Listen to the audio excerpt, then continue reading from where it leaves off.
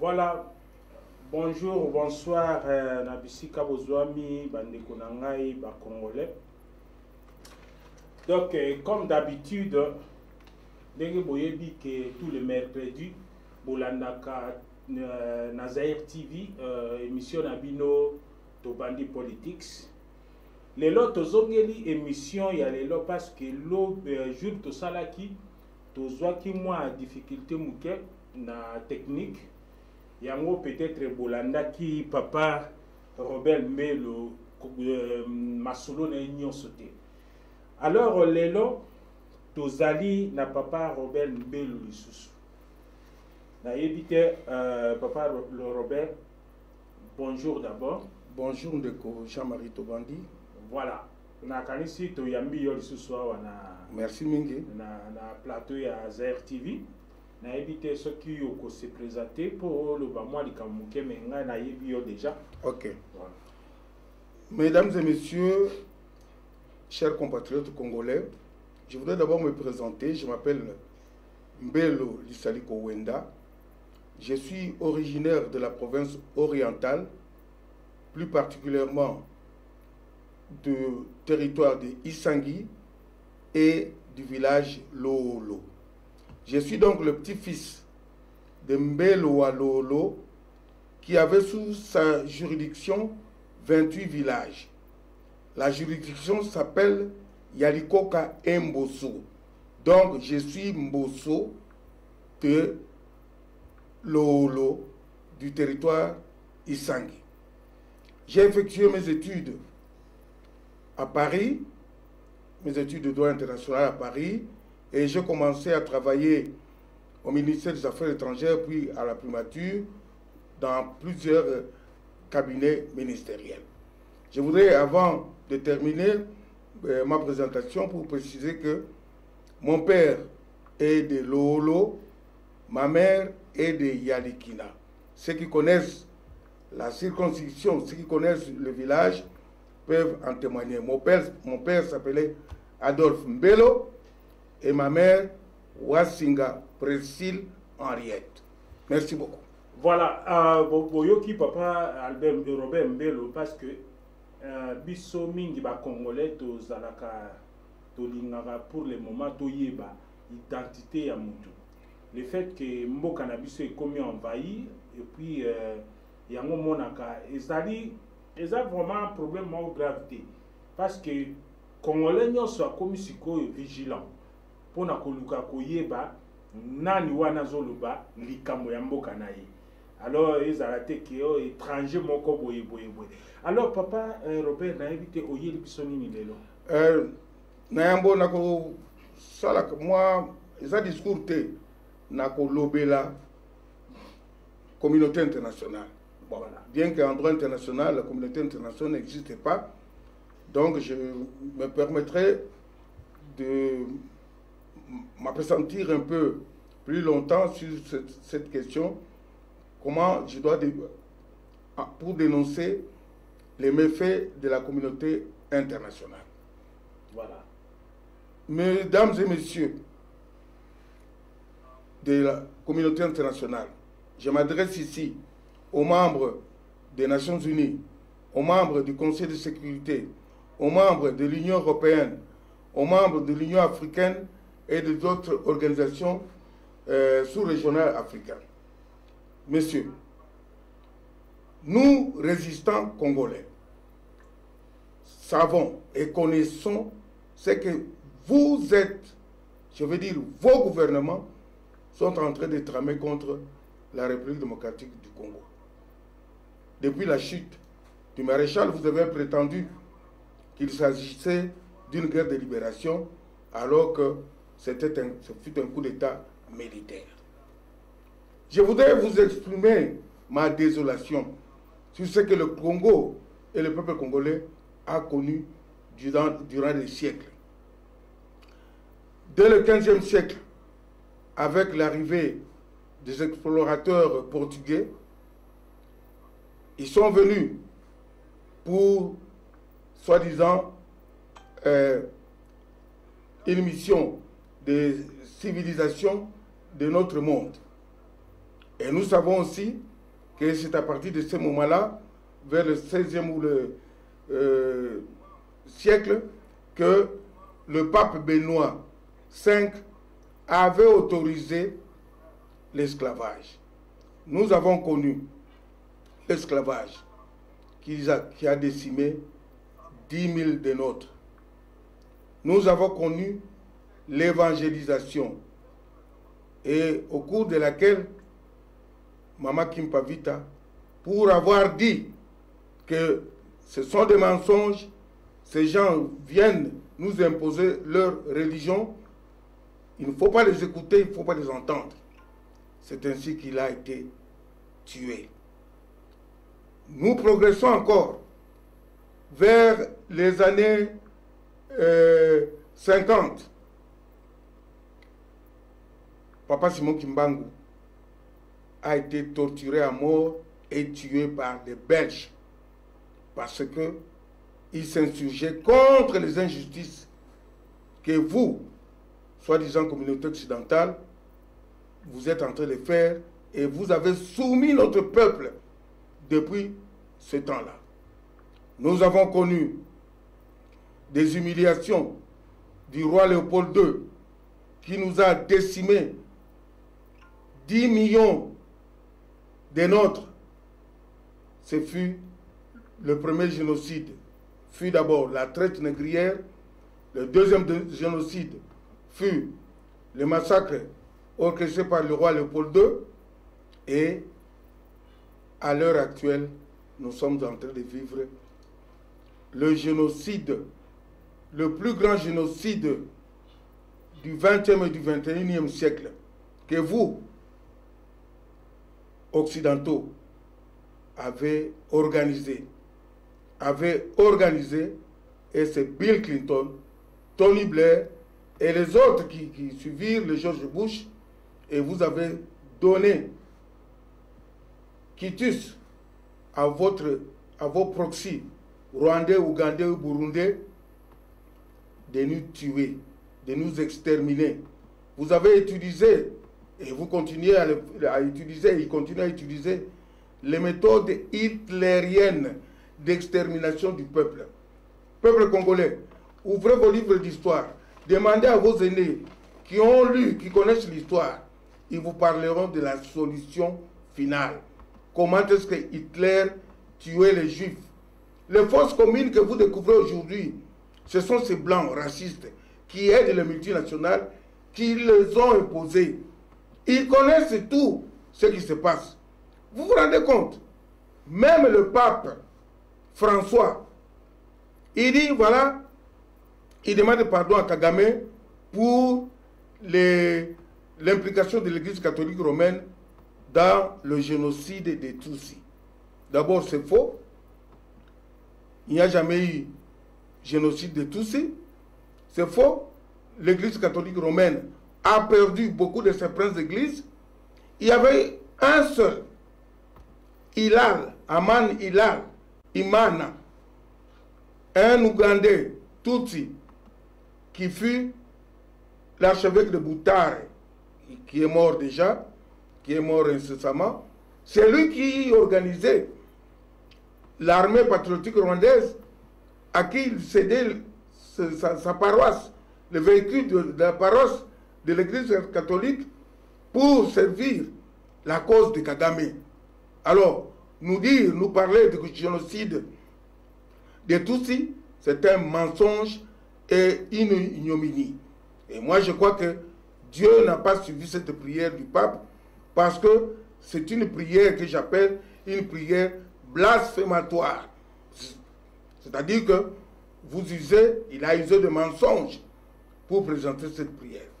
Et nous allons arriver maintenant, mesdames et messieurs, vous venez et nous exigez, alors que l'article 2, alinéa 7 de la charte, ne vous donne aucun mandat de nous demander, de nous exiger d'aller aux élections le 23 octobre.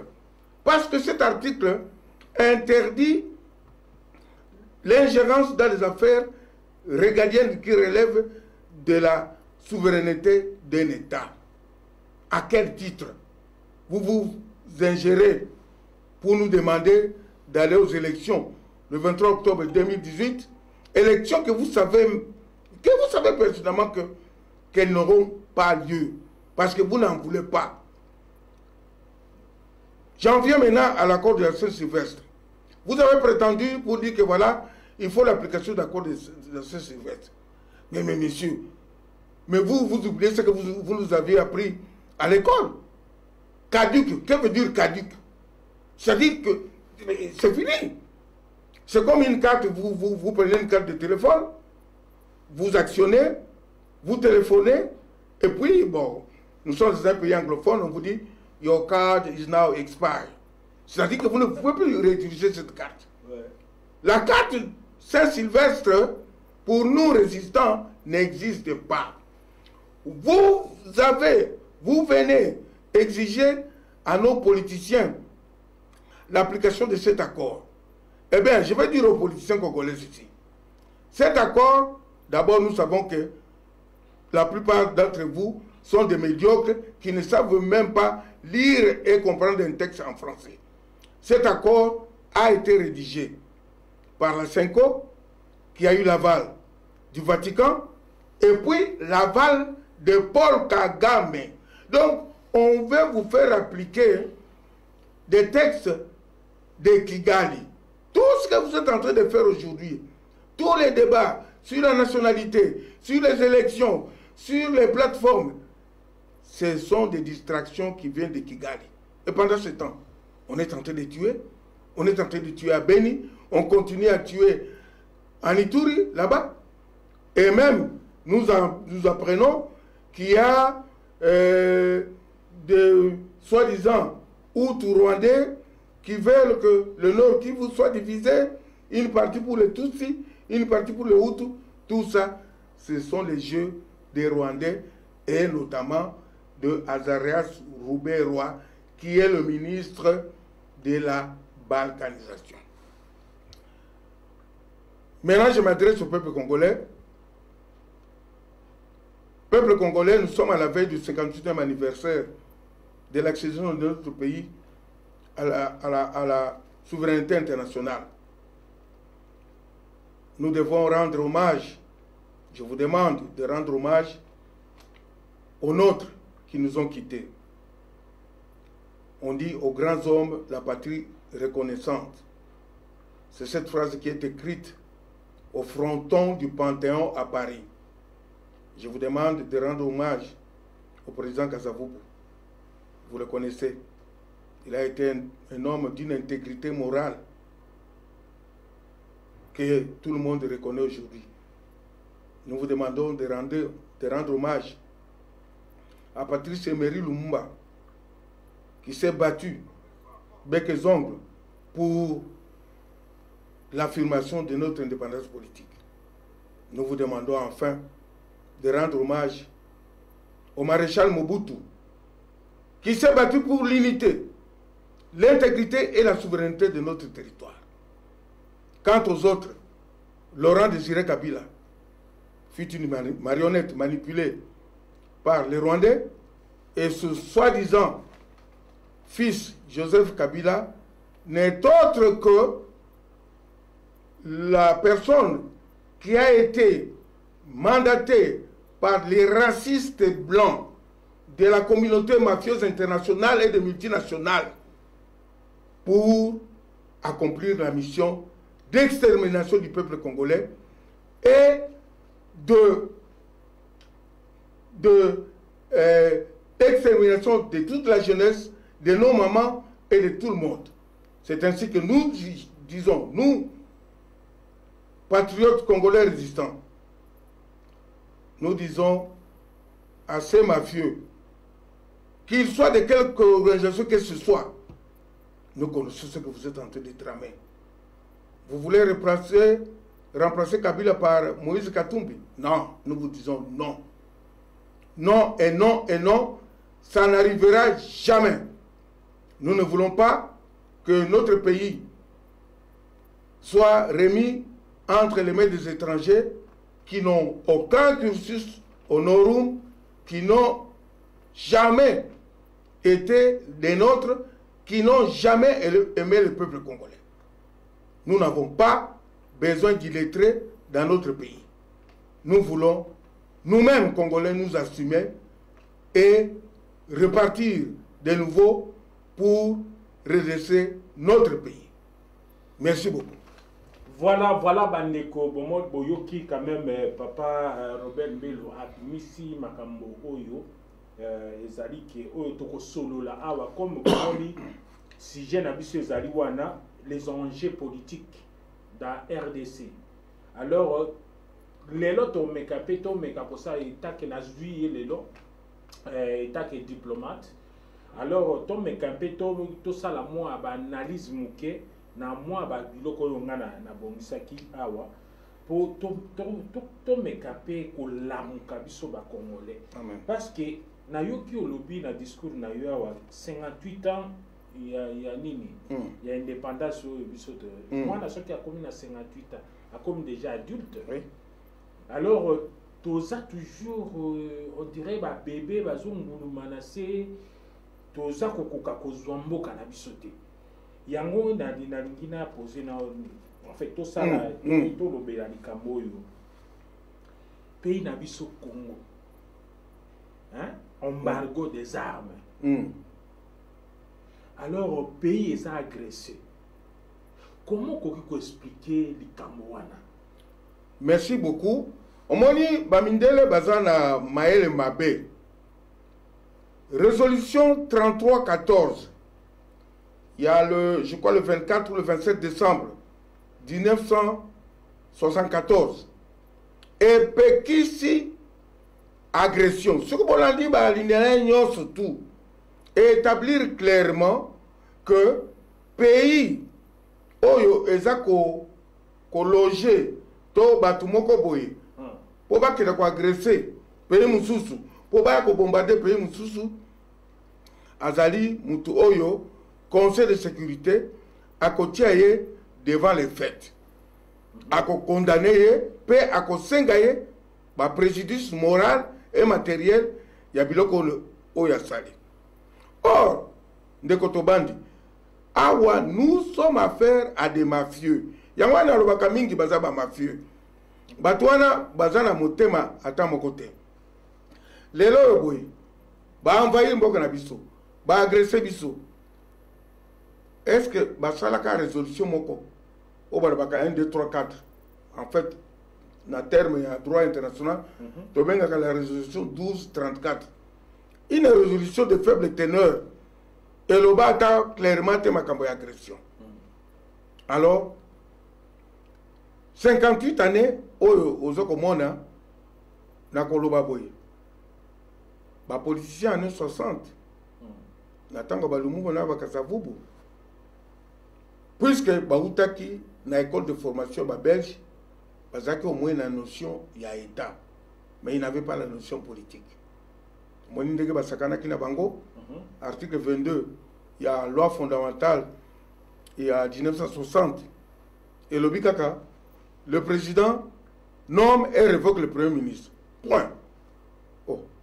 Puisque vous avez aligné un article, vous comprenez. Alors, Yangwana CIA. Wana ba créer kaka po désordre.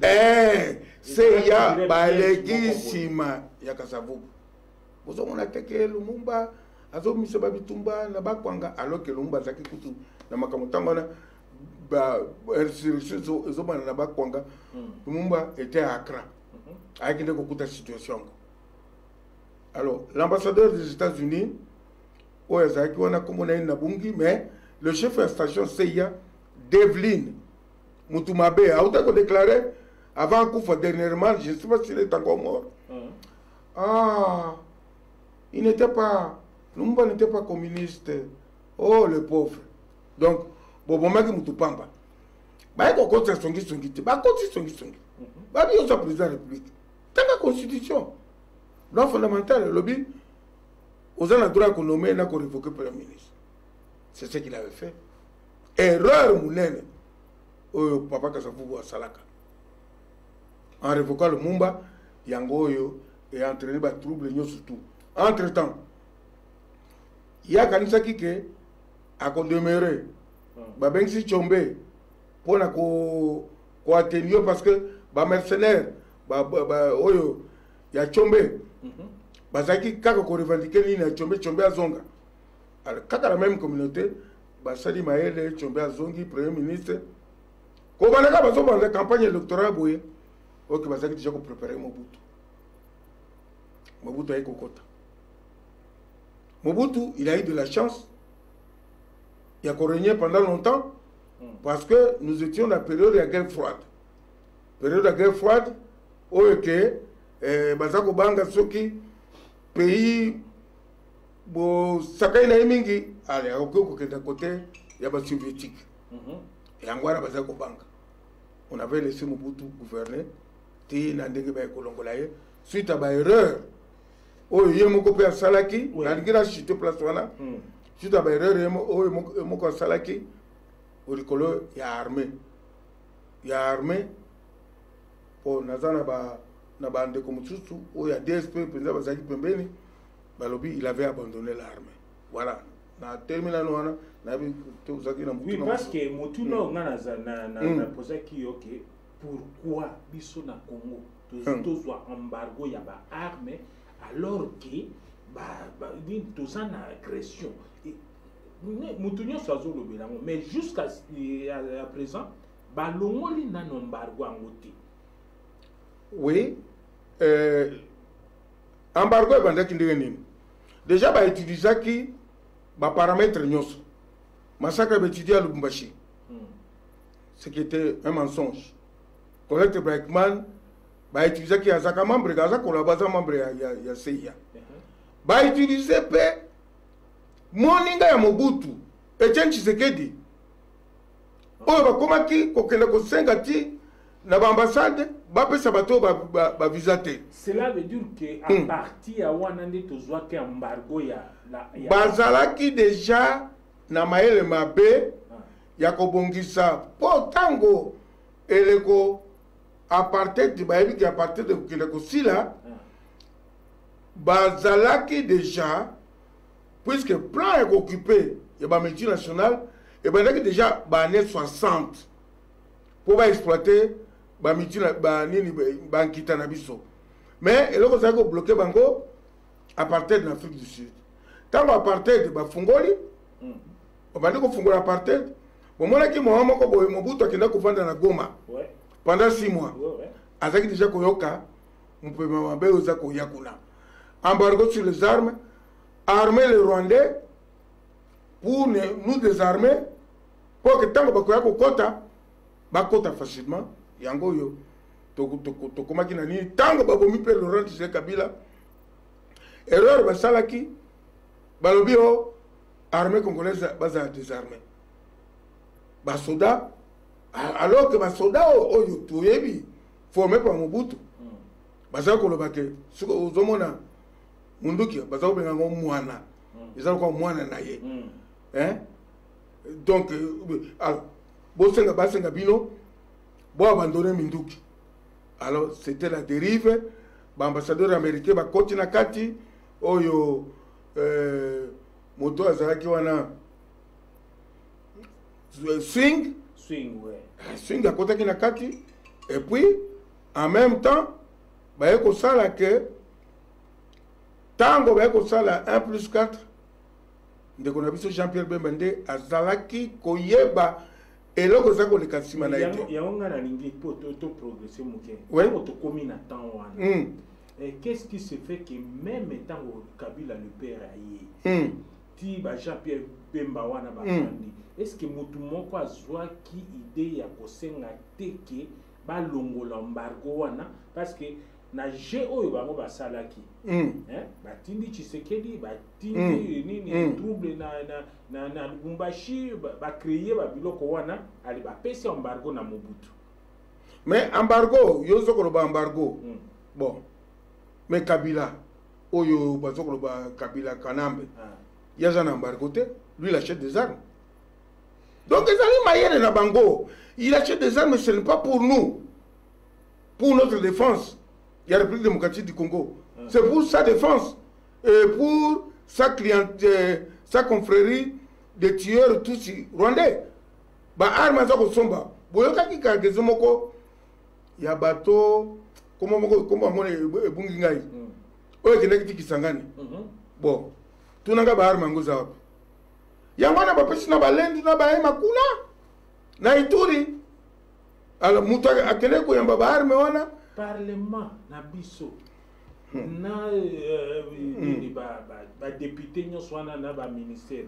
Parce que jusqu'à présent ba prononcer nanu teke au Kabila zo sala c'est parce que bango bazo manipuler. Hein? Bazo tinda ye zwa minduki sala bo tinda ngo. Et comme on dirait transit ya ba arme. Nenga na zo comprendre. Ah ba tindeli Kabila zwa kotisa ngo na côté ya East kuna ikomi na ba Rwandais ikomi ba rebelle ba tomboki.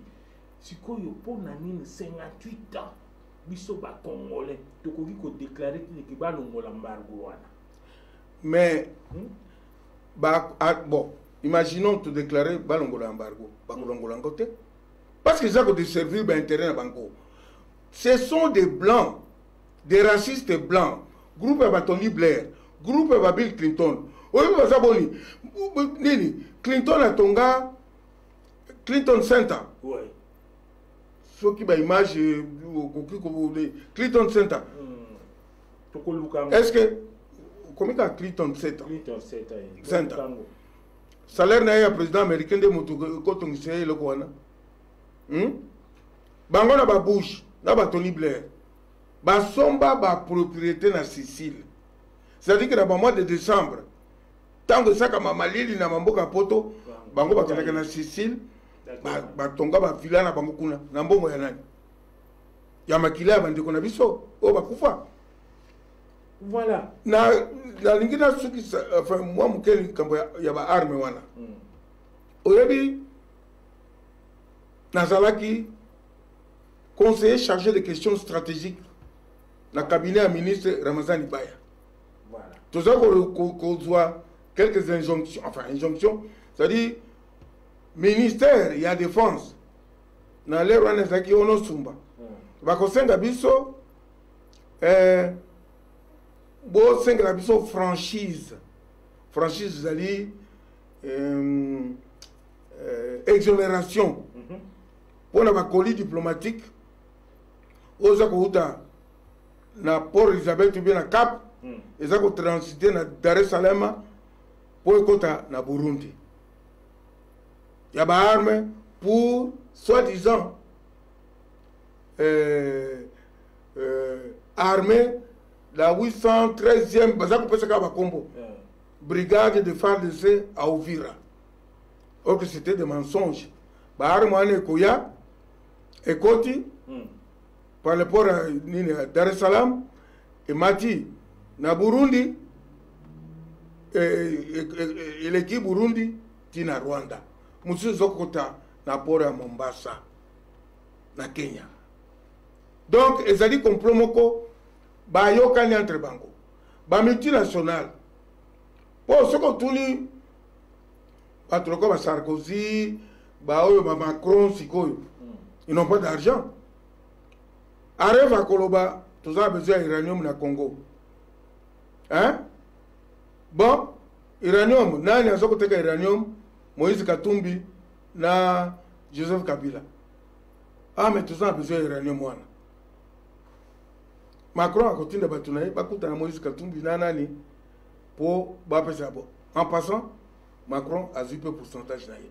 Bon, dès que ça dit wana, ba président, il y a États-Unis, il y a France, il y a Nini, bazakana bango na bongo te, bazali o babenga kaba very representative person. Bazali na bongo te ke akamata ndenge ba président biso bakamata di banque centrale tinanga bongo. Non.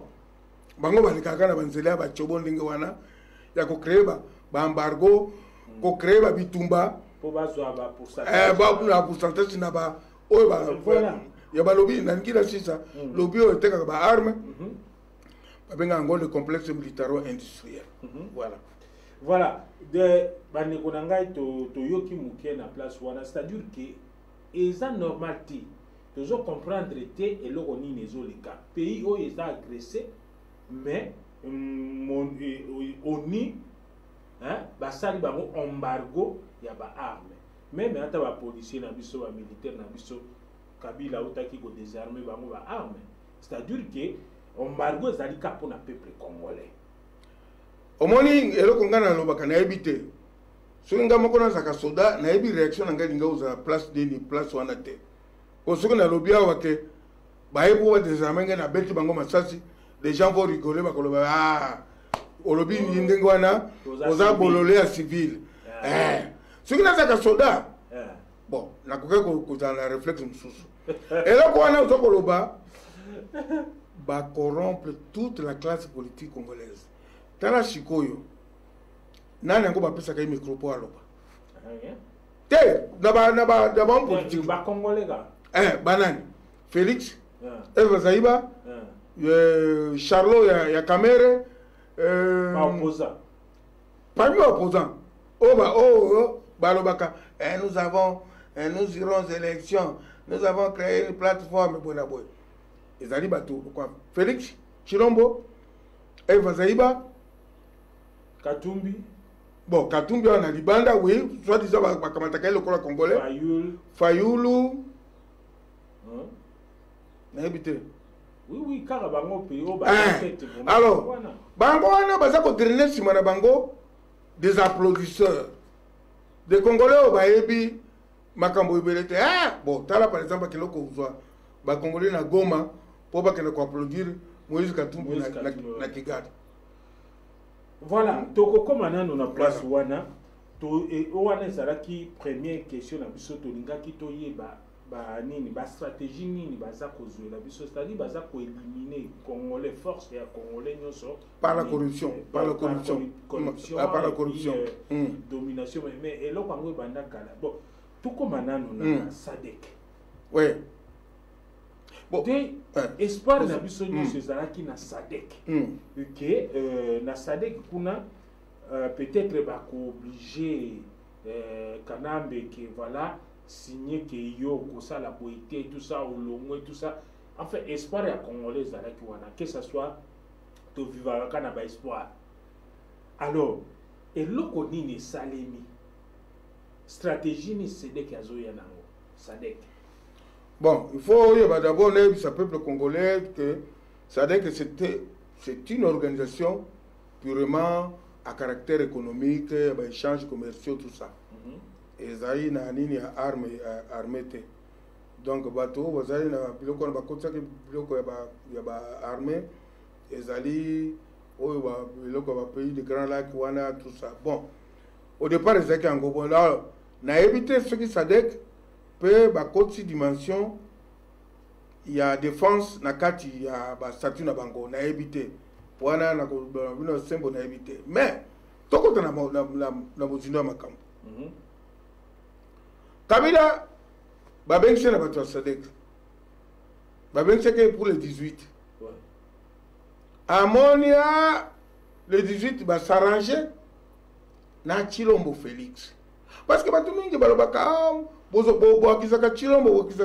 Oui, surtout Chilombo, moi si na ye. Yaya moi si na ye. Si yende mutu azali chef ba charroi automobile na présidence. Azaki na protocole, azaki na présidence. Parce na balien de famille kuna. Ba lobi na Chilombo ke à condition oya to signé ba accord à Lokuta. Accord wana. Oh, et bon ba Tshisekedi kozonga. Bon moni date. Ba président ki date. Non. Atenda ko sa ni wana. Tango azo ko prononcer meeting kuna. Ezo leka en direct. Na ba SADC ba zotala ngope po moni. Opposant nga munene ye wana. To libérer démocratie ezali na kati ya mboka. Or, il Félix Azoko Yebate, Bazoko Pakolae, je m'excuse. Azalaki Koyebate ou bien Azalaki déjà. Moyena corruption. Akoki Kondima Biloko Anate, Alingi Mbongo Mingi, moyena corruption. Pour l'engagement, c'est le premier. en tout cas pour la sikoyo ayo mutu azali premier collabo ya Congo naza ko nini te na fingi te bato ya UDPS bofungola miso naza finga Félix te botu na ye sikoyo apesa bino date bon tolo bobenga Félix apesa bon pesa date oyo kore Tshisekedi ko ya ekozonga na Kinshasa apesa date te bon pona nini meeting oyo bana soki ya lucha balingi basala na Bukavu mususu soki na Ituri Filimbi na kanisi Filimbi ouais. Ça a été massacré babeteki Masasi au marche à Bukavu na Goma babeteki Masasi. Pourquoi? Si le pays est démocratisé. Alors pour la revenir quand SADC na ngina chité wana nous ne devons faire confiance à personne. SADC batika kotolo autour du pot. Oh, et to senga Kabila asa na élection de Kinoké. Oh. Ba élection ni. Kabila asa na élection, boyebi très bien que Baoutou Kolobasiko Yawa, il veut se succéder à lui-même. Alors, ce que bien SADC, vous avez un souci à peuple congolais, hein? Vous mettez ma chassi, ma cambosi là. Au lieu de tourner autour du pot, Kolobaloba, Kokoma. Ce qu'on t'a dit, la phraséologie à SADC, Bazo Lobakaka, Kozongla Kaka, Kamoko, Kansakintoki, accord à Saint-Sylvestre. Conseil de sécurité, accord à Saint-Sylvestre, qui déjà expiré en 2017. Nous sommes aujourd'hui en 2018. Voilà. C'est-à-dire accord on sous la valeur. Et ça la valeur mon côté. Alors comment est-ce que bazo revenu toujours na kati accord wana eza que pour biso na 58 ans to koli na noté. Et to koli na noté, tout ça banyama. C'est-à-dire que ba politiciens sous baza kuna. Je n'ai pas de bango. Monsieur Moubake, vous êtes un grand professeur d'université. Vous ne devez pas accepter ça. Vous, au moins, vous comprenez, vous pouvez lire et comprendre le français. Je m'adresse à vous, monsieur Moubake. Pas aux autres qui gesticulent tout autour, qui mendient de l'argent de gauche à droite. Vous êtes capable de dire, de citer que le texte est caduc. Vous êtes à même de comprendre le mot caduc, parce que d'autres ne le comprennent pas. Merci beaucoup. Mais peut-être, bon, tout le monde, ce qui est vrai ou faux, que Tchibala Lingi Kobimisa, Bruno Tchibala, Premier ministre, Lingi Abimisa, gouvernement, mais tout le monde, comme il y a Moubaki Nakati. Est-ce que c'est vrai ou pas? Non. Mungai, ba hypothèse d'école, wana. Voilà. Je ne crois pas que bon, wana tout le monde y a un ezali ba même ba ministre ka gouvernement moko boye qui a Félix ba koti ba ministre ba komba ba tout non c'est de la pure spéculation ngana encore répondre à ma campagne spéculation te bon sikoyo élection to koma na élection pour to meki ko SADC muke to monike bazo tourner ka tout autour. Il y a richesse oyo ezali parce que mutu na mutu azolinga a tiré profit na Congo. Yango SADC ke ba okene nango malembe po ba ebiki. Hein? Ba kolo bazana ba otia bango miso. Alors comment est-ce que tokoki kaka ko vivre boye? Mais quand on nous expliquer na est-ce que tokoki tokokende kaka boye des ans parce qu'il y a que Batmosus Bazoluba, Balobi, parce que na Soula Kimingi na bato ya IDPS, Balobi bolinga ti. Hein? Tokozwaka pouvoir na Libanda. Et pas na ba américain, ba anglais, ba français, tout ça. Il faut que tous au pouvoir kuna bolinga te pour bango les ali comme coutume bango bato bazo tia ba tia ka ba président en Afrique. Est-ce que tu as depuis longtemps, Etienne Tshisekedi de Moulumba Zakiwana a gagné l'élection. Est-ce que tu as qui Etienne Tshisekedi de Moulumba a zappé Moutou à Mindele Wana a gagné l'élection. Est-ce que tu as qui n'a pas la biloko à spéculation about IDPS. N'a rien à la SADC.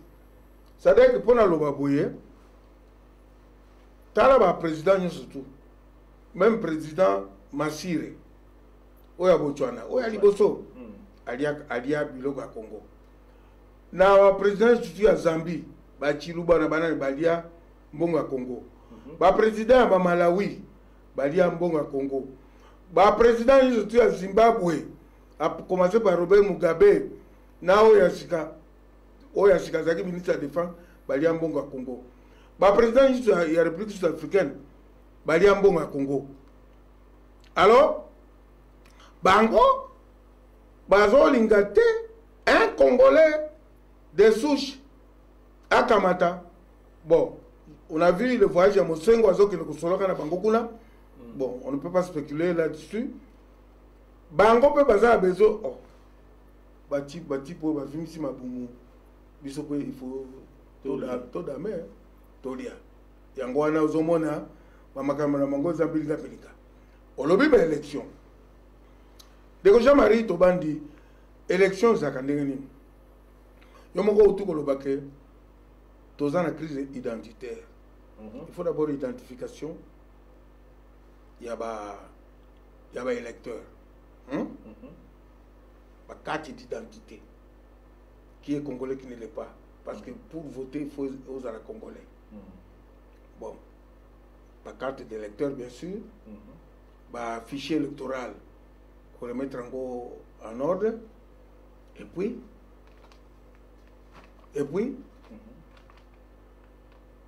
organisation, il y a un bureau de vote. Et puis la sécurité. Ce que sécurité ça nous perdons notre temps. Enfin, quand je dis nous perdons notre temps, ils allaient bien un bateau, ils allaient spéculer. Oh, tu as une élection, ils allaient bien le couta. Ils allaient, à partir de l'accord à Saint-Sylvestre, ils allaient détourner. Tous les gens dans la la révision constitutionnelle. Al-Baleki, quand on a un référendum, article 223. Mais réformuler en gros, si on a comme accord à Saint-Sylvestre, ça va appliquer sous constitution. Comment voulez-vous, vous, Nations Unies, Conseil de sécurité, vous n'êtes pas concernés, SADC, vous n'êtes pas concernés dans un accord à Saint-Sylvestre. Pourquoi vous avez consulté là-dessus?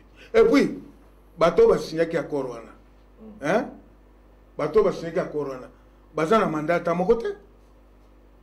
Mandat à mon côté, c'est si là, c'est expiré. Bazan a mandat à mon côté. Ce sont des personnes privées. Accord à Saint-Sylvestre, ils allaient accord à la musique. Au cas de la musique, c'est ça. Bon, Tangalanga Kamere, Azam Mandani. Il n'est plus député, il n'est rien. Azam Mandani. Bon, de quel droit a-t-il signé Corona? Ce sont des accords mafieux. C'est un accord mafieux, accord à Saint-Sylvestre. Mais ngai na salaki na moi étude muke bo na ukanisa. Est-ce que tozo mona teke toza na piège moko boye na problème au batunyo soba hotel mais la élection. Ce qui toke na élection, isa toza na piège. Ce qui toke na élection te, isa toujours piège pour na biso ba congolais. Il faut maintenant l'élection est toujours en faveur. Non-élection, faveur na bango. Non-élection, faveur na bango. Pourquoi opposant, président ou bien opposé à un parti politique tenir quelque plus ça la propagande. Dans un pays sous occupation, il n'y a pas d'opposition. Lorsqu'on parle d'opposition, ils ont le cas là. Élection, l'opposition. Notre pays est sous occupation. Il faut Mendouki. Ce qui Mendouki était, tu as bien la situation. Alors, Bolanda, à partir du raisonnement et Bandakolanda, les 7 mesures, il y a M. Honoré Ngwanda, il y a Tchèque na Mesa. Tala, bato basikola kimboka na bamboko na bango. France, pays mususu contre les nazis, tala procédure na bango babandaki boy. Mais bato baza ko le bapo ne peut pas cesser l'équipe bateau. bazolo ba pona honorer Ngwanda oyo ke lelo to kolanda ye na 20h ou 19h. Oui, 19h30 hours. Bon, OK. Bato bazolo ba ke ezomela de façon que plan moko ezali sur la table te nini donc mutu moko te azobima oyo ko exécuter plan wana pona koloba ke biso nyonso tosala nini wana on ne sait pas, il faut tozala na mutu oyo akoloba akotia plaque tosala ko tosala ko bon. Mais jusqu'à présent plan moko ezali sur table. Comment est-ce que eloko nazoloba za boye Monsieur Laurent Ngwanda après qui dispositif na ye pour bazo kotuna solution après ça dispositif na ye soki nalobi to ye to mutu mususu ba ko saka makambo na bokutu ba ko yebisa bino te pour peuple na biso balingi bo koloba mingi ngai na zoka ba kule téléphone ya ba niga mususu ya batu mususu o bazena makanisho nga na zo koloba na yo Abivier to le bagage to vandi il faut qu'à mindouk. Mais yango le fait qu'il y a le bagati bato baza ko s'attendre que il y aurait surprise. Imaginons oui d'accord imaginons surprise yango tozo mona temps ezokende mulai le fait que tozo mona des souffrances eza ko mata le fait que pression na yewa nazotia et ça ko pousser les sous na kanambe na batu na ye ou bien na communauté internationale ba kisa les sous force au moni eloko za ko le kawana biso total ba délété total ba tenter parce que bon sur le bitan na bi bolobi to ko beta hein au mona ki bato ba za ko ya nani alekaki asali ba gesticulation ne mandat semi Azab. On ne sait pas ce qui a Koufa ou il fallait jusqu'à présent, depuis le 17 mai, depuis le 17 mai, je me réserve encore à information digne de foi na batu ya ne Congo bango moko ba lobi ke bato ba ko zoye na tukutuku wana. C'est Kabila lui-même qui l'a frappé, Beti a kamati revolver, il a achevé. Quand et pas Baché, ils ont ébanate. Ils ont encore Bakora Barossi, ils ont présenté. Parce que Tokolukato benga mutu moko ya Bunja Congo, aya nano. Aya nano, mais ngai nazui renseignement bon. Et puis autour pas que là pour ça la gesticulation John Chibango ouais oh toko sabo azab tu n'as pas l'armée aux autres côté Christian Malanga hein oh je suis ici non tout ça ils ont la gesticulation bateau basaka makamba solo voilà va aventurer voilà monsieur Honoré a sa pesaki ba idée na ye bon il y a zali civil lokola ngai aza muto mapinga te il peut avoir ou batu mususu tokoko kozala na ba makanisi ya likambo wana ekolikaka na menduki alors aujourd'hui batu bazokolo batu de pèse bazokolo monsieur Honoré Ngwanda alakaki je ne suis pas de la Pareco pour parler de lui. Gabibo, Bino Bolingi, aya koloba na télévision que na date boy na ngonga boy na esika boy tokosala boy ça n'a jamais existé. Ba Rwanda tango ba bonga kabatu. Aloba tango ba Rwanda ba eko bomba tuna Kasai. Aloba na est-ce que balakaki? Aloba na biso di kambo wana ke akoloba lisusu te.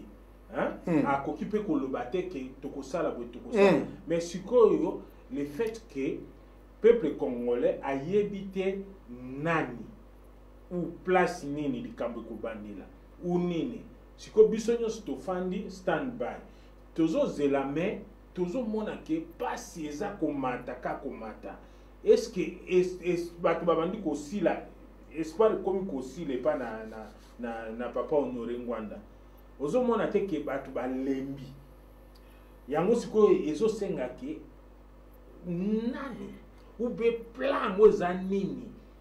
Bon, okosenga peut-être mutu moko ya pareko po aloba sur makambo ya Papa Honoré Ngwanda, mais moi je parle en général. Ouais.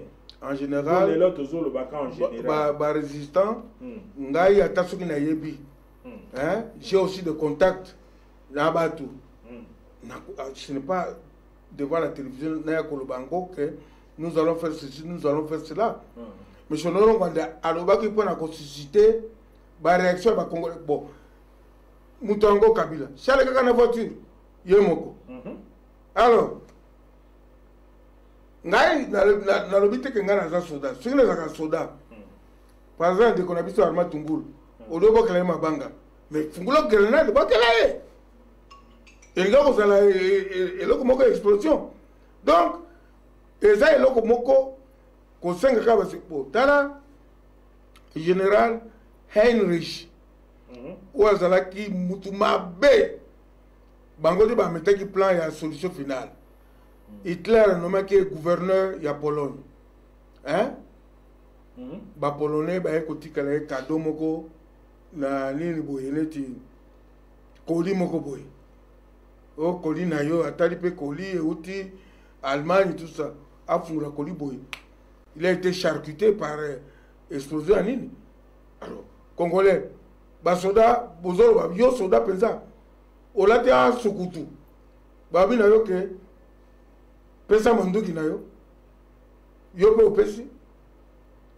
Il n'y a pas que l'île basoda baza ebele ba ko lo bana pesa monduki yo pe opesi. Vous ne pouvez pas même vous dire même 5 militaires batonde ba ko 5 bile monduki bobomi bango pour récupérer monduki wana pour continuer. Voilà. Vraiment, tozolanda te tosalaka mwa baanalyse et puis moi baregret mingi eza na sujet wana. Na ngai tokoma na troisième point. Troisième point, nani oyo Kagame, président ou bien président ya Union africaine. Et tout le monde a kuna RDC. Comme membre du Conseil de sécurité à ONU. Est-ce que j'ai un état que politicien, c'est quoi au juste? Monsieur, tu es membre du Conseil de sécurité? Congo, comment nini? Ils sont membres de l'unité à droit de l'homme et à l'unité. Droit de l'homme et à l'unité, oui. Na droit de l'homme derrière. Voilà. Na sala qui est parce que ouais. Excusez-moi, ce sala qui est droit de l'homme et à l'unité. Alors, dans le droit de l'homme, écoute, ça des stratégies ni ezoli. Non, ezali kaka ba biloko moko ba distraction. Parce que nakatana no Kagame président ya Union africaine. Sikoyo eloko nini akoki koluba ou bien ndenge azawa na za na pouvoir lisusu ya ko endurcir situation ya Congo ya koyiba ya kosala makambo nyonso. Mais comment bon, ils sont des tout ça zoba. Le titre à président en exercice de l'Union africaine, c'est un titre purement honorifique. Bon, ben qui va comme Sango, ça le quoi titre moko munene. Et pendant qu'il y a Macron mutokende ko betela ekop pour Trump ayambaye et koti batoé donc le monde entier. Comment tu as pamba un criminel comme Paul Kagame, hein? Bon, ça là, le cola et le komoko, et puis Macron, hein? A osé Kolobakeo, voilà, le fait que Kagame a comme président de l'Union africaine, c'est une chance pour la République démocratique du Congo. Basa ko sakalande na biso. Parce que yoka. Bamindele, bakocha mutuloka ngai leader na Congo te. Bakubomangai Gabriel Moka pour aller bakocha Gabriel Moka na makamula bangote po tamusu boba tumusu balobakao Gabriel Moka le bakachu non il continue de parler bakocha na makamula bangote puisque baebi ke owana beaucoup il reste intransigeant donc ba vimbisi Covid sera titre. Bon, et ça a une année. Hein? Bon, après une année, vous avez une chose. Mais on a un moniteur qui a signé un décret, tout ça. Il n'a rien, il n'a pas. Quoi affaiblir. Jamais. Alors, au moins il faut union sur est-ce que pour n'angai, toujours mon atte qu'il faut toi n'union chez ça, absolument congolais. C'est là dans le bien que Azali président honorifique, il ne peut signer aucun décret, aucun qui ne peut parce que dans le Conseil de l'Union européenne, l'Union africaine, va fonctionner quand la résolution peut le coller, la résolution il y a une. Oh qui va mindele va salaki, ils ont comprendre que baboma qui OUA pour les intangibilité à la frontière. Donc article 3 il y a OUA. Parce que au sala na accord d'Urban, donc d'Aban, en Afrique du Sud, il y a 2002, va changer comme Union africaine. Tant que va changer comme Union africaine, ils ont progressé, les bails comme ça là, programme frontière. Nana yaki na programme frontière, l'Union européenne, parce que dicté par les États-Unis, parce qu'il a besoin. Il y a pétrole, il y a Darfour. Le programme frontière, il est Ingelo Baboye. Ceux qui ont pays, le peuple au Canada, il faut que Katango. Aux hommes, il y a des mabés, il y a des Nango. Il va ser na Soudan.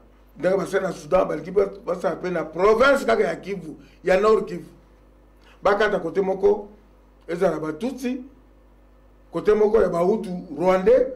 Oh, nous les Hutu Rwandais, nous sommes dans la province de Nord Kivu. Mais vous qui êtes en Rwanda, au moins, vous avez instrumentalisé Kagame pour avoir intérêt dans Bango. Au moins, que le pétrole y a Ituri, c'est la France. Pétrole à lac Tanganyika, c'est la France. Macron. Donc, Macron, à côté de Trump, mais Babi, c'est à côté.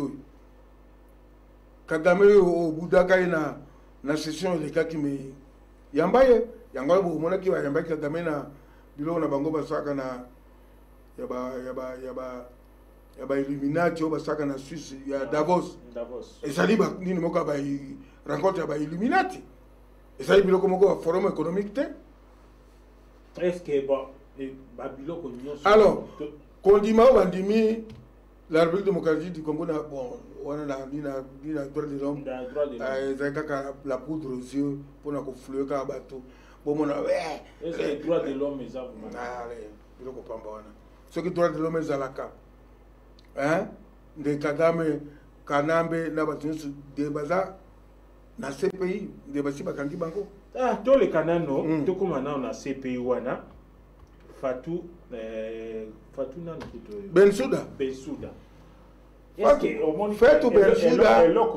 Fatou Bensouda d'abord Azali Moissi d'un Marocain d'origine juive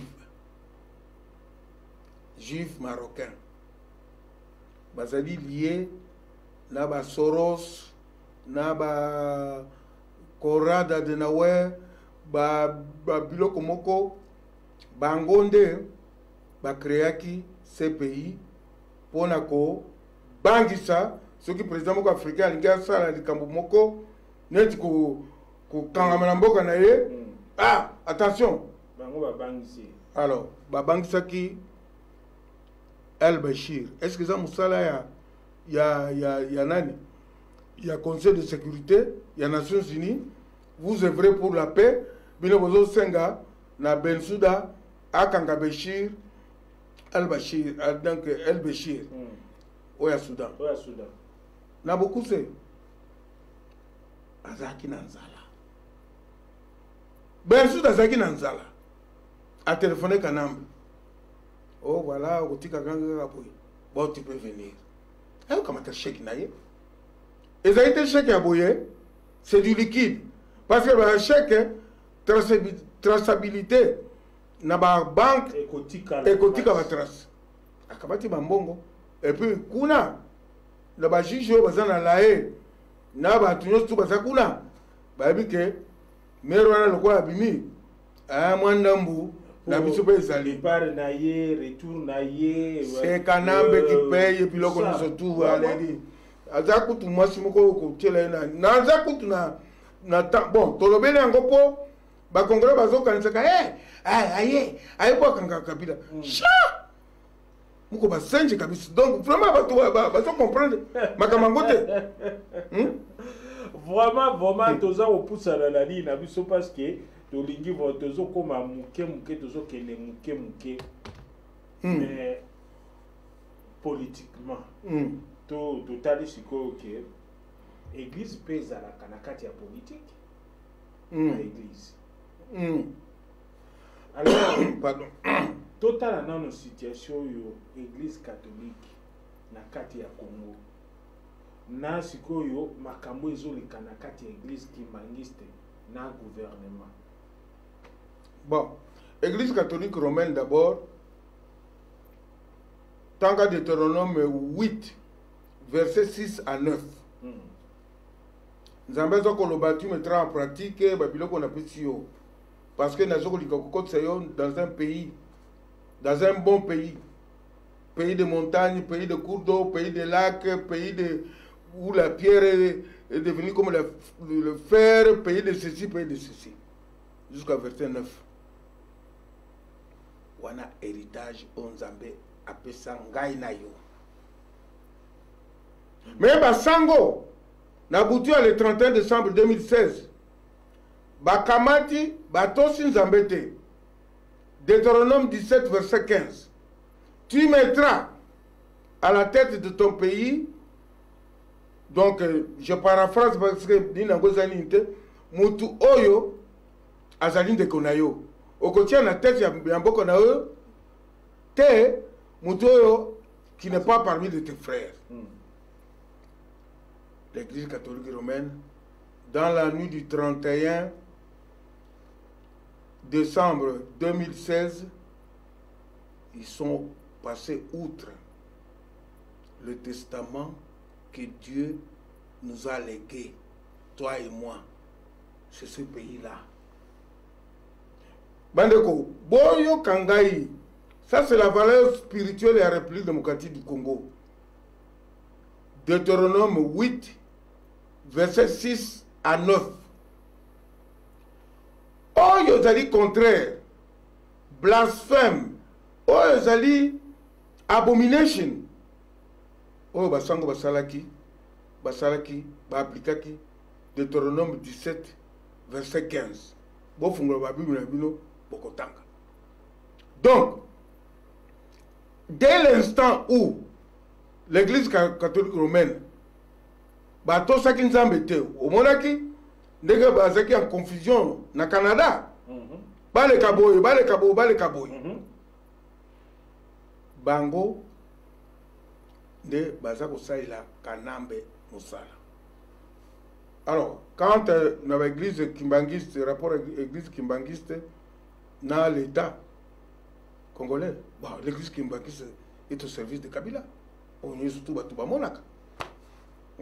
C'est tout. Ngai, je ne suis pas de l'église kimbangiste. Naïba Bani Nangote.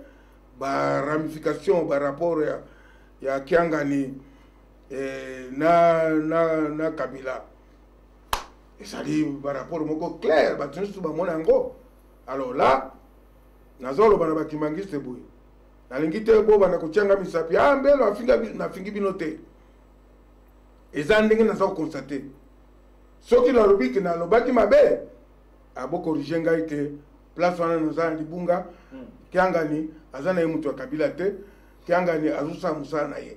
Mais na ndenge tu bato ebele to constataka, et ça lokola bazali ensemble, bazan de la moko.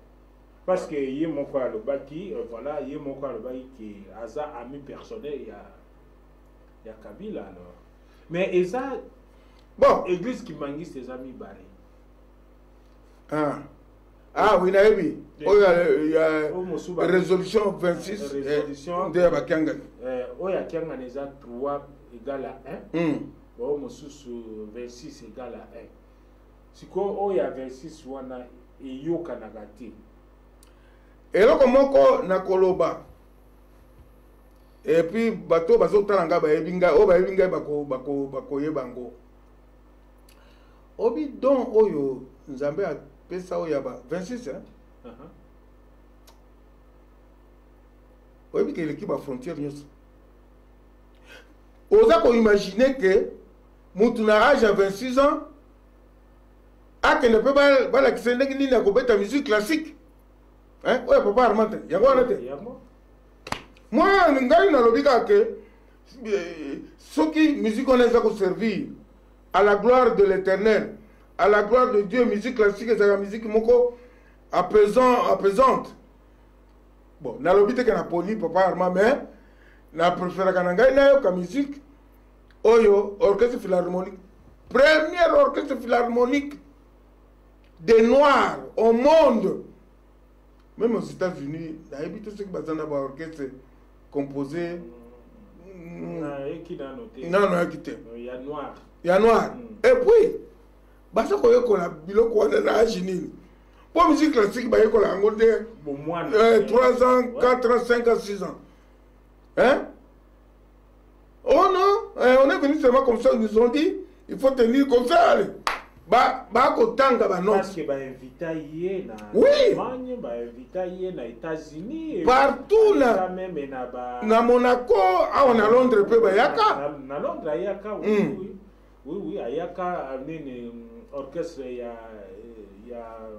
ya reine royal bainvita ki ye et puis bazoka badon abino banini bazaka suna babakiseli bango bainstrument mosusu oya moderne ya sika ya banini bon voilà eza nayebi te soki oyeba akenga naza kimbangiste bon lelo nde olobi ngaki koza kimbangiste mais po bato baokanisa peut-être tosololaki non nga naza na nini te explikaki yo lisolo ezali kaka na pose question wana mpo nayeba ndenge mutu nyonso azokanisa na situation toza na lelo parce que soki omoni na église kimangiste pa ya papa Simon Kiangani baza on dirait côté ya rakine ko créer nini kanda na kati ya bato bazote yango publiquement alors que ezali église ezalaka ndenge wana te église que ça soit rakine ezali que ça soit likambo ezali bokoki kote yango publiquement te ke soki okutani na papa Robert Mbele beta ye ou bien bengana ye botola ye bi eloko komona nzoto ne église ekoki kote yango te alors confusion toza na yango sikoyo qu'est-ce qui se passe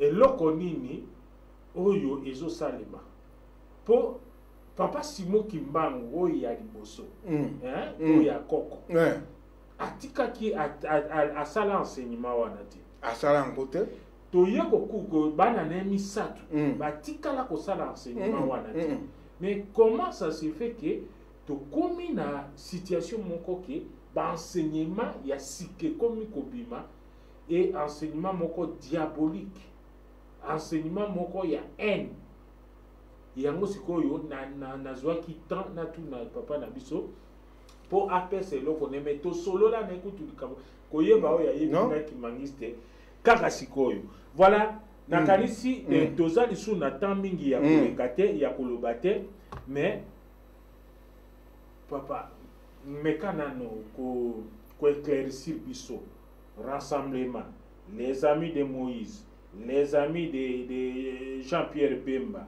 les Congolais debout prenons-nous en charge Filimbi, Lucha, Fasciste, tout ça c'est quoi? Bon, na éliminé d'abord Filimbi na Lucha. Filimbi na Lucha ezali ba organisation moko oyo Soros, moyeni ya Congo, Soros, CIA, USAID ba financera bango. Soko kamati oyo ni président ya Lucha. Fred Bauma. Ah, Bauma, ouais. Bon, à ce moment on va plus au Canada, New York, on a hôtel de luxe, là, la Canada, psycha luxe, ma conférence, ça, yo ONG. ONG, c'est-à-dire qu'une organisation non gouvernementale, vous avez pauvre. Voilà. Aux hommes, on a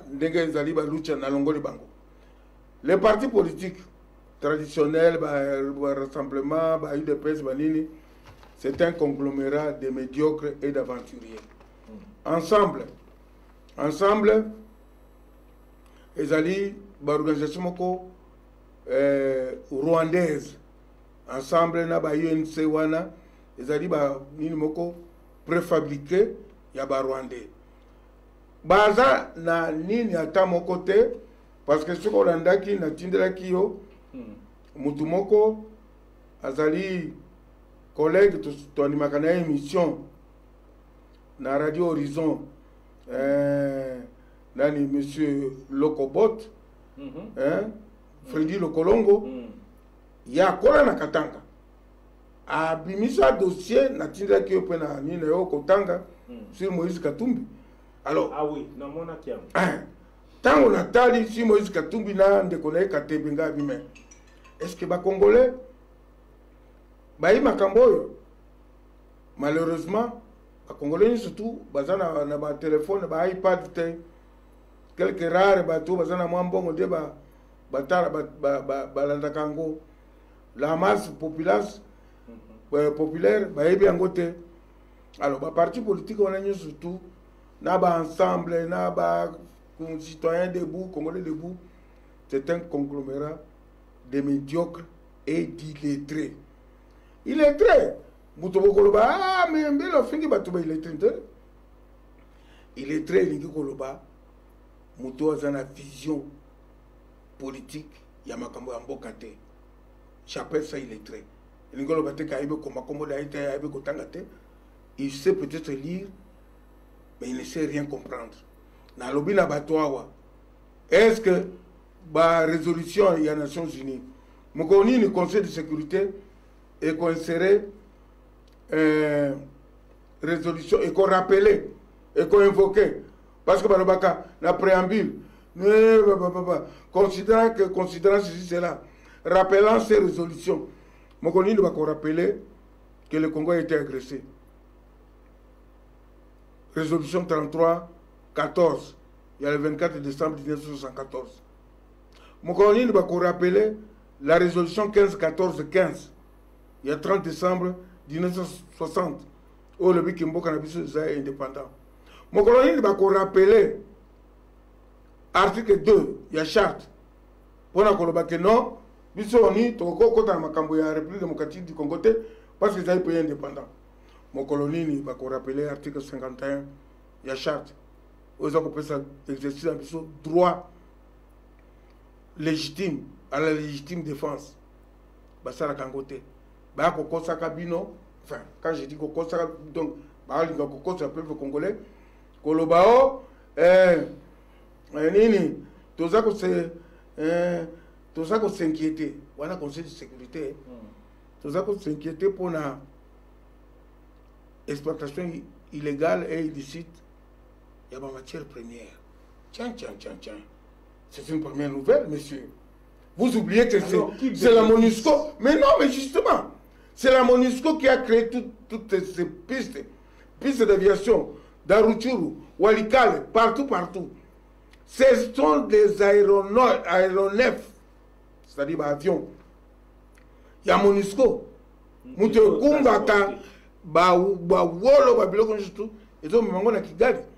Comment ça fait que Kigali est ma première exportateur mondial? Il y a Coltan. C'est le richesse rwandais du sable et du thé. C'est tout. Ils n'ont que minerai. Voilà. Voilà. Totikela ki papa Mbelo aloba. Je crois que ce commis na suka pour la émission ya biso ya lelo eza le 9 mai. Le 9 mai. Wakalaté anniversaire nanga le 19. Alors to solo li na papa Mbelo mais question ya suka nga na ni.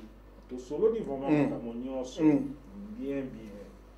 Mais pour na yo omoni vraiment que suite ya emprisonnement autozali suite ya envahissement mondial po eza envahissement te ke pays moko boye te monde mobimba balingi baboma congolais basilisa bango batika kaka na mabele. Alors nani vraiment akoki kozala capable ya kozongisa confiance ya bacongolais mpo bacongolais sikoyo badécouvrir mabe ezalaki à l'époque tozwake à l'époque ya Kasavu, à l'époque ya colonisation, à l'époque ya Mobutu, toyebaki vraiment makambo bien te. Siko congolais nyonso ti oyo ya mwana moke akomi koyeba ke toza na richesse. Alors nani akoki koyede bacongolais na likambo et ou bien comment tokoki kobima na souffrance. Bon, pour la libérer Congo, ils ont 1000 personnes, 2000 ou 3000. Ils ont 50 mutumoko. Muto a kozana courage. Il y a quoi abattre. Joseph Kabila boy. Paf! Alors, bah, château de cartes nyonso et qu'on s'écroulait le même moment. Donc, target est allié. Tout le monde si tu makambo yako, sadek bona boy, target est allié. Penaza ko lobawa, bato bazoko talanga bayebi. Bayoki. Et si, parce que si on te dit que loba, bon sangisa mbongo, tout ça bon boy, oh, tout ça c'est sangisa mbongo devant la télévision, mais on a zoko sangisa bato. Et ça dit que la mutoyo a vali nango, na se a motema na ye, mokola ko sa likambo, paf, et ça la ici. Voilà. Est-ce que vous êtes sûr qu'un jour, les Congolais vont kozala iné, groupe, groupe, c'est-à-dire que ce qui lobby, le pays est libéré. Ce qui ngaï, nazawa moko parmi bato oyo, tokozala peut-être na gouvernement oyo kosale makasima.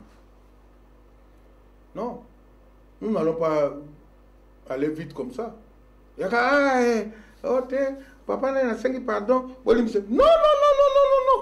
Ça sera plus comme ça. Jugement. 10 ans et kafera, 10 ans et kafera. 20 ans et kafera, 20 ans et kafera. 20 ans na boulouo, 20 ans na boulouo. 30 ans na aussi, 30 ans na aussi. Peine de mort et que peine de mort. Tu connais ça na bilo quoi na te? Bah il a bisu makambo. Vous voyez, en Afrique du Sud, la commission de réconciliation en Afrique du Sud, c'est un autre pays, avec d'autres contextes, avec d'autres paramètres de l'histoire, de la géographie, de la sociologie. Le Congo et les Congolais. On a assez joué des Congolais. On a assez abusé des Congolais. C'est ainsi que le tribunal pénal pour la République démocratique du Congo, et que vous en avez parlé du peuple. Parce que les médiocres, nous sommes des députés, des sénateurs, à l'Itokofuta Bango Libanda. Oyo, parmi Bango, Oyo Azaki complice, toi le Kamoko Boy, à Kolikana Jishmakuna. Sur les 5 ans, 5 ans.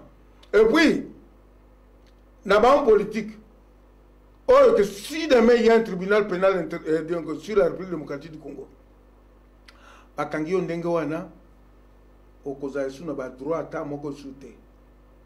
Droit au vivre, au koufa. Tu ne feras ni la politique, tu ne feras ni membre d'une administration quelconque.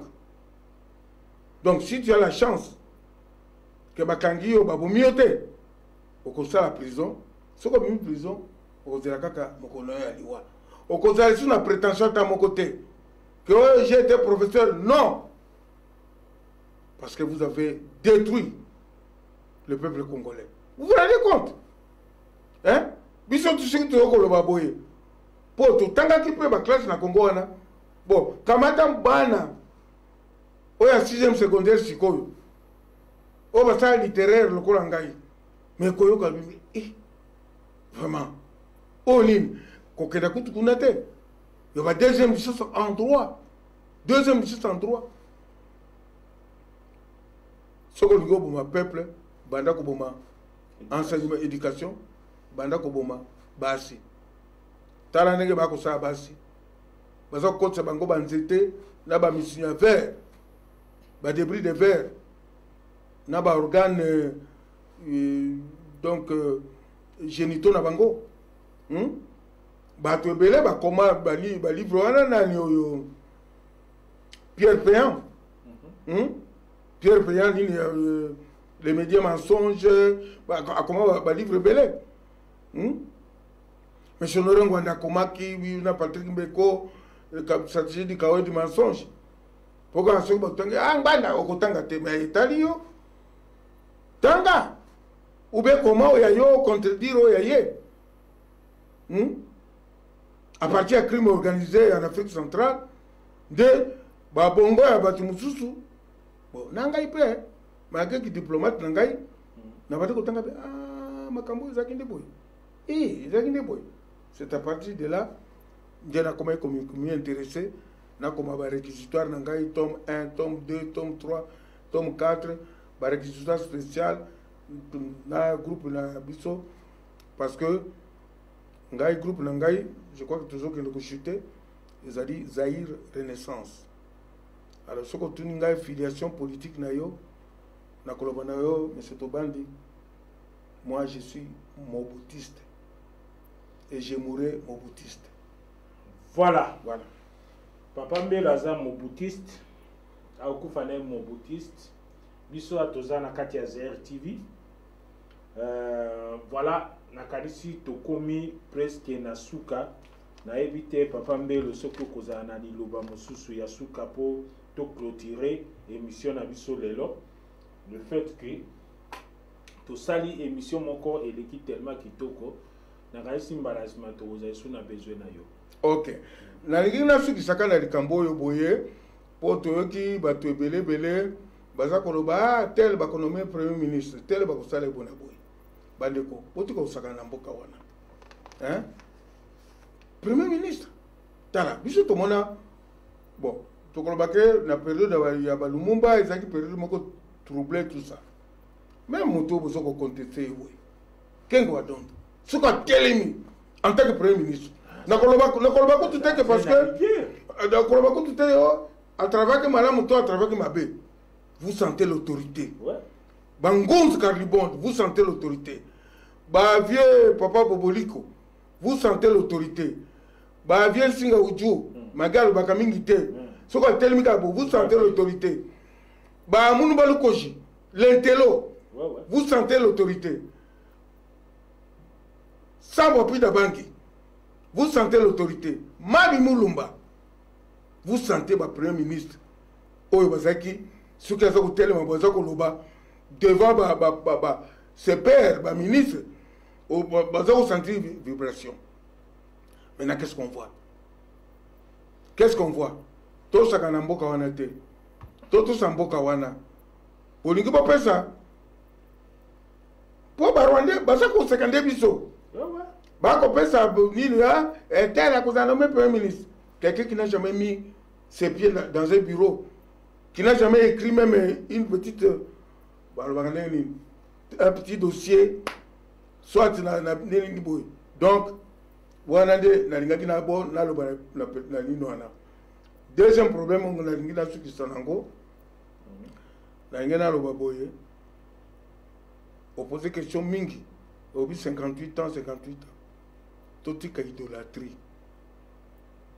Okomona un jour monsieur Mbelo a commis boye papa Mbelo preso na lingi bilo kwana te eloko wana na atuko pointer likamoko oyo ngai moko personnellement na sepela na ngote natalaka soki natali place Katumbi aleki place Tshisekedi aleki place lobi anake komona les amis de Jean-Pierre Bemba de oyebi eloko moko epesa nga mawa même à t'attendre aux réunions ngombo azoloba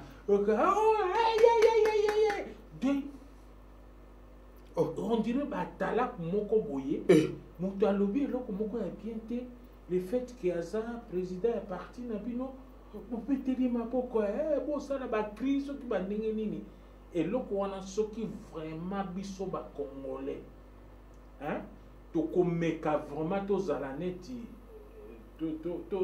tomeka mpe kozala neti bamindele ya ke olobi na likambo boye soki vraiment ezali na sens te okoki kobeta maboko te okoki kopimisa yango te okoki kosala nini te parce que c'est ridicule.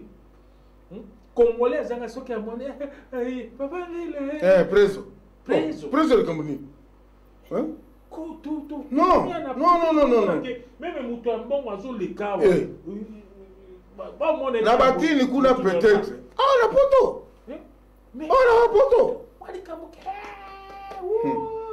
tout ça vraiment nakanisi aussi voilà nakanisi tokomi na suka nani na biso toza toujours qu'on négocier prochainement peut-être beaucoup mon biso tokoleka awa tokozwela bino bato ya Katumbi tokozwela pe bino bato ya Congo support le président Okito pour aya ko expliquer biso makambo nini oyo nalinga kutu na bosa na pona na ebina tu na mwa idée na yo sur idée ya président Okito voilà gouvernement à l'exil. Gouvernement à l'exil.